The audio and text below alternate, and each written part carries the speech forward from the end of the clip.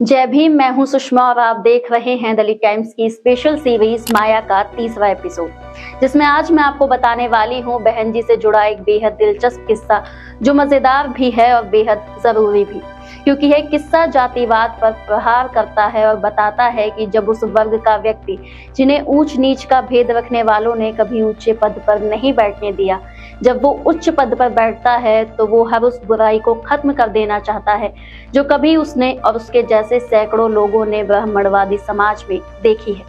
बहरहाल अपने किस्से पर वापस आते हैं और आपको बताते हैं कि आखिर क्यों मायावती ने महेंद्र सिंह टिकैत को किसी भी हालात में गिरफ्तार करने का फरमान जारी किया था।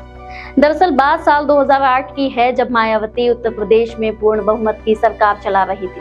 वहीं किसान नेता चौधरी महेंद्र सिंह टिकैत उस दौर में किसानों के लोकप्रिय नेता हुआ करते थे।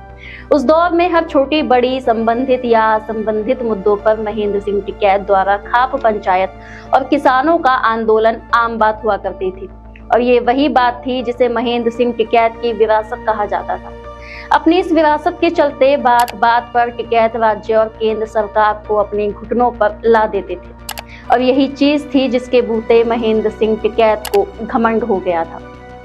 उन्हें ऐसा लगने लगा था कि वो मंच से किसी को भी कुछ भी कह सकते हैं और किसी में इतनी हिम्मत ही नहीं कि वो उनका बाल भी बांका कर सके। उनकी आदत हो चली थी कि वो मंच से सबको गरियाते थे और कोई भी राजनेता पलटकर उनका विरोध नहीं करता था।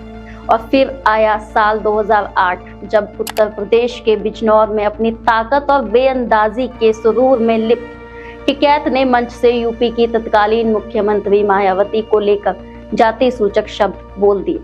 वहीं दूसरी तरफ मायावती ने महेंद्र सिंह टिकैत को गिरफ्तार करने का फरमान सुना दिया। जब ये जानकारी टिकैत के समर्थकों को पता चली तो सभी समर्थकों ने टिकैत के घर तक जाने वाली सड़क को ही जाम कर दिया। जनसत्ता की एक रिपोर्ट बताती है कि मुख्यमंत्री मायावती ने पूरी पुलिस फोर्स को टिकैत की गिरफ्तारी के लिए लगा दिया था। टिकैत के समर्थकों और पुलिस के बीच करीब 3 दिनों तक टकराव चला था और इस बीच कई हवा फायरिंग भी हुई थी, लेकिन टिकैत पुलिस के हाथ नहीं आए। लेकिन मायावती भी कहां हार मानने वाली थी। उन्होंने भी एड़ी चोटी का जोर लगा दिया और पुलिस को स्पष्ट निर्देश देते हुए कहा कि चाहे जो हो जाए टिकैत को पकड़ना ही है। हालांकि इसके बाद पश्चिम यूपी के कुछ नेताओं और प्रशासनिक अधिकारियों के हस्तक्षेप के बाद टिकैत ने गिरफ्तारी नहीं दी, लेकिन सरेंडर किया। टिकैत ने इस दौरान मायावती को लेकर कहे गए जाति सूचक शब्दों को वापस लिया और मायावती को अपनी बेटी बताया। उन्हें कोर्ट से जमानत भी मिल गई। इसके बाद यूपी में मायावती के मुख्यमंत्री रहते फिर कोई खाप पंचायत नहीं हुई, और इस तरह मायावती ने जातिवादी सोच के खिलाफ एक और युद्ध में फतह हासिल कर ली थी। बहन जी से जुड़ा ये किस्सा आपको कैसा लगा कमेंट करके जरूर बताइएगा। चैनल पर नए हैं तो चैनल को सब्सक्राइब कर लीजिए, वीडियो को शेयर करना ना भूलें।